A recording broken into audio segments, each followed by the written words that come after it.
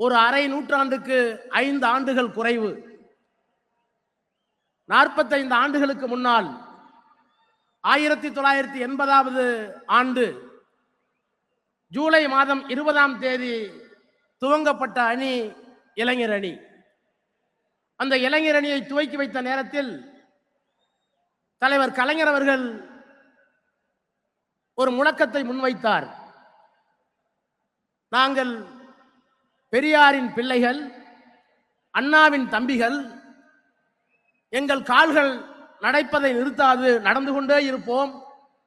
எங்கள் கைகள் எழுதுவதை நிறுத்தாது, எழுதிக் கொண்டே இருப்போம். எங்கள் உதடுகளும் நாவுகளும் பேசுவதை நிறுத்தாது, பேசிக்கொண்டே இருப்போம். ஏனென்றால் நாங்கள் ஒரு மிகப்பெரிய அழுத்தமான கொள்கைக்கு சொந்தக்காரர்கள். நாங்கள் பெரியாரின் பிள்ளைகள், அண்ணாவின் தம்பிகள் என்று அந்த முழக்கத்தை முடித்தார். 45 ஆண்டு காலம் உருண்டோடி விட்டது. அன்றைக்கு சில 100 பேர். நான் பட்டப்படிப்பை துவங்கியிருந்த முதல் ஆண்டு. ஆனால் இந்த மேடையை இன்றைக்கு பார்க்கிறேன், இந்த மைதானத்தை பார்க்கிறேன். எவ்வளவு பெரிய எழுச்சி!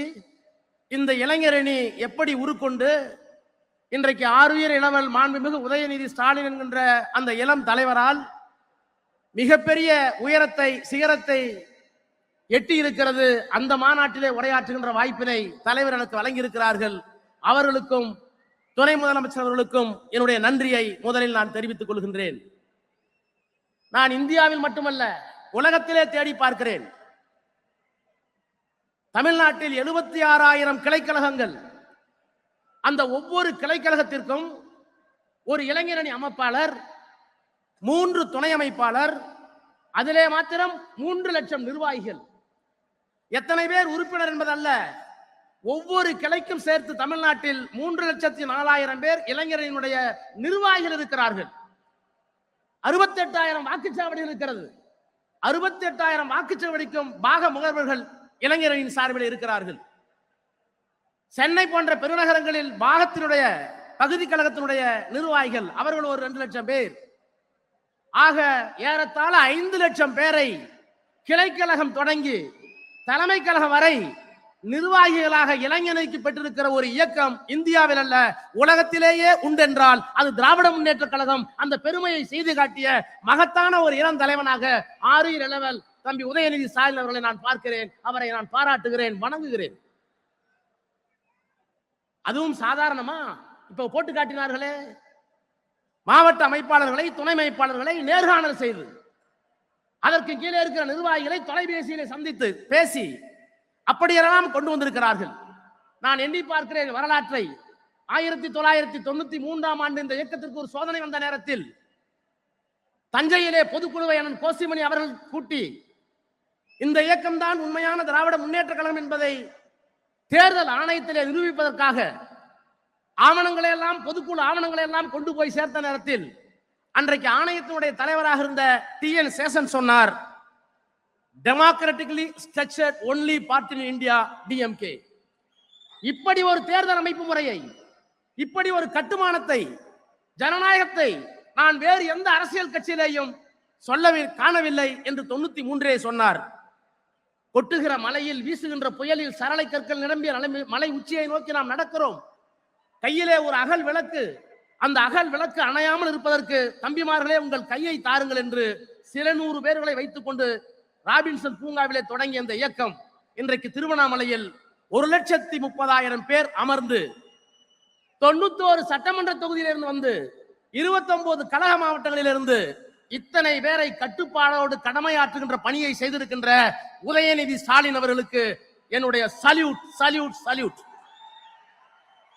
என்றைக்காவது ஒரு நாள் உலகத்தில் இருக்கிற அரசியல் கட்சிகள் எல்லாம் ஆய்வு செய்து இப்படியெல்லாம் செய்ய முடியுமா என்று பார்த்தால் இவர் செய்திருக்கின்ற இந்த முன்முயற்சி தான் கேஸ் ஸ்டடி. சரித்திரம், சரித்திரம், சரித்திரம்.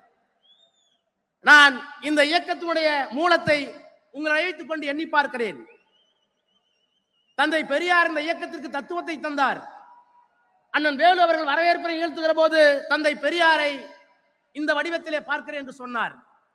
கலைஞர் சொன்னார், எரிமலையாய் சுடுதலாய் இயற்கை கூத்தாய், இறைவனுக்கே எதிர்ப்பு சொன்ன இங்கர் சாலாய், ஏனென்று கேட்பதிலே வைர நெஞ்ச வாழ்த்தேராய், எப்போதும் பேசுவதில் ஏதென்ஸ் நகர் இங்கர்சாலாய் எம் தந்தை வாழ்ந்திட்டார். பம்பரமும் ஓய்வு பெறும் சுற்றிய பின் ஆனால் படுகளமாய் போன பின்னும் சுற்றி வந்தார் என்று தந்தை பெரியார் இந்த மண்ணில் சுற்றி வந்தார். அண்ணா ஆட்சி பொறுப்புக்கு வந்து விட்டார் அந்த தத்துவத்தை முன்வைத்து. ஆனால் அப்போது பெரியாருக்கு மனசலிப்பு ஏற்பட்டது. ஏன் வாழுகிறோம் என்கின்ற அந்த விரக்தி ஏற்பட்டது. விடுதலையிலே எழுதினார். புற்றுநோயால் பாதிக்கப்பட்ட பேரறிஞர் அண்ணா அமெரிக்காவில் இருந்தார். பதறி போய் சொன்னார், தலைவர் அவர்களே, உங்களுக்கு ஏன் மனசலிப்பு? எனக்கு தெரிந்து உலகத்திலே எத்தனையோ புரட்சிகளை பார்த்திருக்கிறேன். ரஷ்யாவிலே 2 தலைவர்கள், மார்க்ஸ் லெனின். பிரெஞ்சு புரட்சிக்கு வால்டேர் ரூசோ, 2 தலைவர்கள். 2 நூற்றாண்டு வெவ்வேறு காலகட்டம். தத்துவத்தை தந்தது ஒருவர், அதை அரியணை ஏற்றவர் இன்னொருவர். ஆனால் எனக்கு தெரிந்த ஒரு தத்துவத்தை ஒரு தலைவன் சொல்லி அவருடைய வாழ்நாளிலேயே அந்த தத்துவம் வெற்றி பெற்ற வரலாறு உங்களுக்கு மட்டும்தான் இருக்கிறது, ஏன் உங்களுக்கு சோர்வு என்று கேட்டவர் பேரறிஞர் அண்ணா. அந்த அண்ணா இயக்கத்தை கட்டியமைத்து ஆட்சி பொறுப்பிற்கு வந்தவுடன் தமிழ்நாடு என்று இந்த நாட்டுக்கு பெயர் சூட்டினார். தமிழ்நாடு என்று பெயர் இருக்கிற வரை இந்த நாட்டில் யார் முதலமைச்சராக இருந்தாலும் அண்ணாதுரை தான் தமிழ்நாட்டை ஆளுகிறார் என்று அண்ணா சொன்னார். அதை இந்த மேடையிலே நான் எண்ணி பார்க்கிறேன். கலைஞர் ஆட்சி பொறுப்பிற்கு வந்தார். நாங்கள் நாடாளுமன்றத்தில் 20 ஆண்டு காலம் இருக்கிறோம். தமிழுக்கு செம்மொழி மட்டுமல்ல, பெண்ணுக்கு சொத்துரிமை மட்டுமல்ல, ஆட்சியிலே அவர் எப்படி பணியாற்றினார், கொள்கையிலே எப்படி பணியாற்றினார். 56 இன்ச் மோடி அவர்கள் நாடாளுமன்றத்தில் சொன்னார், சுதந்திரம் அடைந்து இத்தனை ஆண்டுகள் கழித்து நேரு செய்யவில்லை, இந்திரா காந்தி செய்யவில்லை, நான் தான் செய்தேன். என்ன செய்தேன்? 40,000 கிராமங்களுக்கு மின்சாரம் போய் சேரவில்லை, நான் தான் சேர்த்தேன். குடியரசுத் தலைவர் உரையிலே சொன்னார். நான் பேசுகிற போது சொன்னேன், பிரதமர் அவர்களே, இன்றைக்கு 2024 சொல்லுகிறீர்களே 40,000 குடும்பத்துக்கு வீட்டுக்கு நாங்கள் மின் இணைப்பு கொடுத்தோம் என்று. 1974 எல்லா கிராமத்திற்கும் மின்சாரத்தை கொண்டு போய் சேர்த்த ஒரு தலைவன் கலைஞர் என்கின்ற அந்த தலைவன், மகத்தான தலைவனை தலைவராக பெற்ற இயக்கம் இந்த இயக்கம் என்று சொன்னேன்.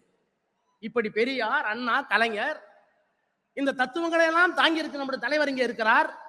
சுருக்கமாக சொன்னால் திராவிட மாடல் அரசை இயக்கிக் கொண்டிருக்கிறார். பெரியார் தனிநாடு கேட்டார், திராவிட நாடு கேட்டார், தமிழ்நாடு கேட்டார்.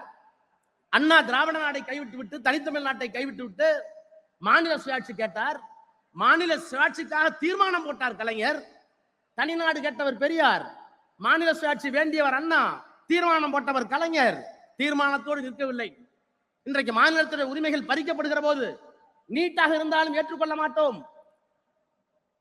பொருளாதாரத்திலே முன்னேறியவர்களுக்கு எக்கனாமிக்கலி வீக்கர் செக்ஷன் என்று சொல்லுகின்ற பொருளாதாரத்திலே பின்னடைந்தவர்கள் என்பதற்காக இடஒதுக்கீடு தருகிறீர்களே, உண்மையான இடஒதுக்கீடு கோட்பாட்டை தவிர்த்து விட்டு அதை ஏற்றுக்கொள்ள மாட்டோம். விஸ்வகர்மா என்ற ஒரு திட்டம், அந்த திட்டத்தை நாங்கள் ஏற்றுக்கொள்ள மாட்டோம். நாடாளுமன்றம் இயக்கிற சட்டத்தை ஏற்றுக்கொள்ள மாட்டோம். Political will of the reflected in the parliament. ஆனால் எங்கள் சட்டமன்றத்தில் இந்த ஆட்சியினுடைய நாயகர், நாங்கள் ஒப்புக்கொள்ள மாட்டோம் உங்கள் சட்டங்களை, நாங்கள் out of control of Delhi என்று சொல்லுகின்ற ஆற்றல் மிக்க ஒரு தலைவன் இந்தியாவில் யார்? இவரை தவிர. இத்தனை பெருமைக்கும் சொந்தக்காரர். இன்றைக்கு அவருடைய மகன் இங்கே இந்த இயக்கத்தை வழிநடத்த இருக்கிறார், தமிழ்நாட்டை வழிநடத்த இருக்கிறார். நான் அவரை தலைமை தாங்கி நடத்த வேண்டும், தகுதி உங்களுக்கு இருக்கிறது சொல்வதற்கு காரணம் என்ன? கலைஞரின் பேரன் என்பதற்காக மட்டுமா? முத்துவேல் கருணாநிதி ஸ்டாலின் என்ற மகத்தான மனிதனுடைய பிள்ளை என்பதற்காக மட்டுமா? அவையெல்லாம் ரெலவென்ட் ஃபேக்டர்ஸ், தொடர்புக்குரிய காரணிகள். அதையும் தாண்டி ஆட்சியையும் கட்சியையும் வழிநடத்தக்கூடிய ஆற்றல் எதிர்காலத்தில் அவருக்கு உண்டு. அவர் ஆட்சியில் இருக்கிற ஆற்றிய பணியா? என்னென்ன பணிகளை ஆற்றியிருக்கிறார்? தமிழ்நாடு சாம்பியன் ட்ரஸ்ட், விளையாட்டுத்துறையை வைத்துக் கொண்டு இத்தனை சாதனைகளை செய்த ஒரு அமைச்சரை நான் இந்தியாவிலேயே பார்த்ததில்லை. நெடுஞ்சாலை போடுகிறார் வேலு என்றால் ஒப்புக்கொள்ளலாம். எல்லா ஊருக்கும் தண்ணீர் வருகிறது என்றால் நான் நேருவை ஒப்புக்கொள்ளலாம். எல்லா கிராமத்திற்கும் தண்ணீர் போகிறது என்றால் ஐபிஐ ஒப்புக்கொள்ளலாம். இவையெல்லாம் தெரிந்த துறைகள். ஆனால் விளையாட்டுத் துறையில் இவ்வளவு விந்தைகளை செய்யக்கூடிய ஆற்றலை பெற்ற ஒரு அமைச்சரை, தம்பி, உங்களைத்தான் நான் பார்க்கிறேன். எத்தனை திட்டங்கள்! தமிழ்நாடு சாம்பியன் ட்ரஸ்ட், போட்டிக்கு போவதற்கு முன்பாகவே ஊக்கத்தொகை, தேசிய முதல் ஒலிம்பிக் வரை யார் பதக்கம் பெற்றாலும் அவர்கள் அழைத்து வந்து பதக்கம். எலைட் ஸ்போர்ட்ஸ் பர்சன் ஸ்கீம், உலக போட்டியா ஒலிம்பிக் போட்டியா எல்லா செலவையும் நாங்கள் ஏற்றுக்கொள்கிறோம். இன்டர்நேஷனல் மெடல் ஸ்கீம், 12 லட்சம் ரூபாய் ஒரு வீரனை தயார் செய்வதற்கு. சாம்பியன் டெவலப்மெண்ட், 20 வயதிற்கு உட்பட்டவர்களை எதிர்காலத்தில் தயார் செய்வதற்கு திட்டம். இதையெல்லாம் கூட நான் ஏற்றுக்கொள்கிறேன். சாதாரண சிந்திப்பிலே கூட வந்திருக்க கூடும். தலைவருக்கு பரிசு இருக்கிறீர்களே, அவரிடத்திலே சொல்லி இன்னொரு வேலையை செய்தீர்களே. உள்ளாட்சி துறையில் இன்றைக்கு நான் பெரம்பலூர்ல இருந்து கிளம்பினேன். கை கால் இரண்டும் நடக்க முடியாமல் குழந்தை போல ஒருவர் நடந்து வந்தார். ஏனையா சொல்லியிருந்தால் நான் வந்து மனு வாங்கியிருப்பேனே கையில் இருக்கிற மனுவை என்று கேட்டேன். நான் மனு கொடுக்க வரவில்லை, நான் ஒரு பட்டதாரி ஆசிரியர். பிறகு எதற்காக வந்தேன் என்று கேட்டேன். ஒரு லேமினேட் செய்யப்பட்ட காகிதத்தை காட்டினார். உள்ளாட்சி அமைப்பில் நான் இன்றைக்கு ஒரு கவுன்சிலராக ஆக்கப்பட்டிருக்கிறேன். அதற்கு காரணம் உதயநிதி ஸ்டாலின் தன்னுடைய தந்தையிடத்தில் சொல்லி எனக்கு வாங்கி கொடுத்திருக்கிறார். நான் பார்க்கிறேன். நொண்டி என்றார்கள், முடம் என்றார்கள், குருடன் என்றார்கள், செவிடன் என்றார்கள். ஐநா மன்றம் அவர்கள் அப்படி சொல்லக்கூடாது, மாற்றுத்திறனாளி என்று சொல்லி சொன்னது. ஐநா சொன்ன அந்த கட்டளையை தமிழ்நாட்டில் இருக்கிற எந்த முதலமைச்சரும் பார்க்கவில்லை, கேட்கவில்லை, நிறைவேற்றவில்லை. ஆனால் கலைஞர் என்ற மகத்தான மனிதர் தான் இந்தியாவில் அவர்களை மாற்றுத்திறனாளி என்று அழைத்தது மட்டுமல்ல, அவர்களுக்கு ஒரு தனி துறையை உருவாக்கினார். அவருடைய பேரன் இன்றைக்கு உள்ளாட்சி அமைப்புகளில் தேர்தல் இல்லாமல் மாற்றுத்திறனாளி ஒரு உள்ளே போகிறார். இப்போது சொல்லுங்கள், கலைஞருக்கு, மாண்புமிகு முதலமைச்சருக்கு அவர் ரத்தத்திற்கு மட்டுமா வாரிசு? இல்லை, அவர்கள் கொண்டிருக்கிற லட்சியத்திற்கு வாரிசு. இத்தனையும் செய்திருக்கிறார் ஆட்சியில். இதற்காக கூட உங்களை நான் தலைவர் என்று சொல்ல எத்தனிக்க மாட்டேன். இவையெல்லாம் எல்லா அமைச்சர்களும் செய்யலாம். உங்களை எங்கே பார்க்கிறேன்?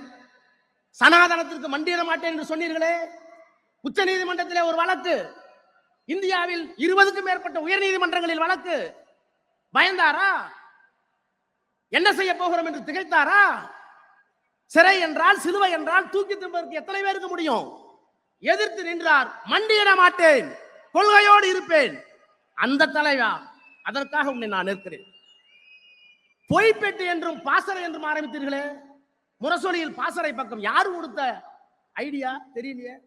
பொய்ப்பெட்டி திராவிட முன்னேற்ற கழகத்தின் மீது, பெரியார் மீது, அண்ணா மீது, கலைஞர் மீது, முதலமைச்சர் மீது, தத்துவங்கள் மீது பொய் புகார்கள், அவதூறுகளை பேசிய நேரத்தில் அதற்கு பொய்ப்பட்டி என்று பெயர் கொடுத்து நாடறிந்த பேச்சாளர்களை அழைத்து வந்து அவர்களுக்கெல்லாம் விளக்கம் சொன்னீர்களே.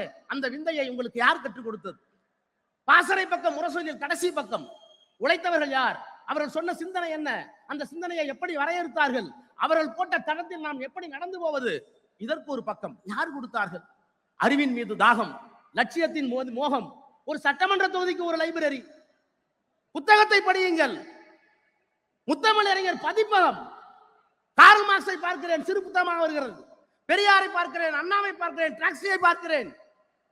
மார்க்சியம் பேசுகிறது. யார் அம்பேத்கர், யார் சாதி ஒழிப்பு, இத்தனைக்கும் சிறு நூல்கள். முத்தமிழ் அறிஞர் பதிப்பகம். அதை யார் உங்களுக்கு சொன்னது? அது மட்டும்தானா? முடிக்கிறேன். கருத்தரங்கம், புத்தக கண்காட்சி. ஆண்டவனுக்கு திருவிழா இந்த மண்ணில் நடக்கிறது. ஆனால் அறிவுக்கு திருவிழாவை நடத்திய ஒரே அரசியல் தலைவன் நீ மட்டும்தான், நீ மட்டும்தான். ஒன்றை சொல்லி முடிக்கிறேன். பாப்லோ நெருடோ என்ற ஒரு கவிஞன் இலக்கியத்திற்கு நோபல் பரிசு பெற்றான். சிவப்பு சந்தனையில் தன்னை ஊர்கரித்துக் கொண்டான். கம்யூனிஸ்ட்காரன். பல நாடுகளுக்கு ரகசியமாக ஓடினான், துரத்தப்பட்டான். அவன் மறைவதற்கு முன்னால் நீங்கள் என்ன சொல்ல விரும்புகிறீர்கள் என்று கேட்டார்கள். அவன் சொன்னான், தத்துவ ஆறு தலைமுறையை தாண்டி பயணிக்கிற போது, ஒரு தத்துவ ஆறு, ஒரு இயக்கத்தின் தத்துவ ஆறு தலைமுறையை தாண்டி பயணிக்கிற போது, தலைமுறை மாற்றம் வருகிற போது, கரையை கெட்டிப்படுத்தி காவல் காக்கிற காவலன் எவனோ அந்த காவலன் தான் அந்த இயக்கத்திற்கு தலைவன் என்று சொன்னான். தத்துவ ஆறு ஓடிக்கொண்டே இருக்கிறது. அந்த தத்துவ ஆற்றை கரையை பலப்படுத்தி கொண்டிருக்கிறீர்கள். பாப்புலோ நெருடோ சொன்னான், அந்த காவலன் தான் தலைவன் என்று. நான் உரிமையை அழைக்கிறேன். தம்பி வா, எதிர்காலத்தில் இயக்கத்தை நடத்து. வாழ்க வெல்க. நன்றி, வணக்கம்.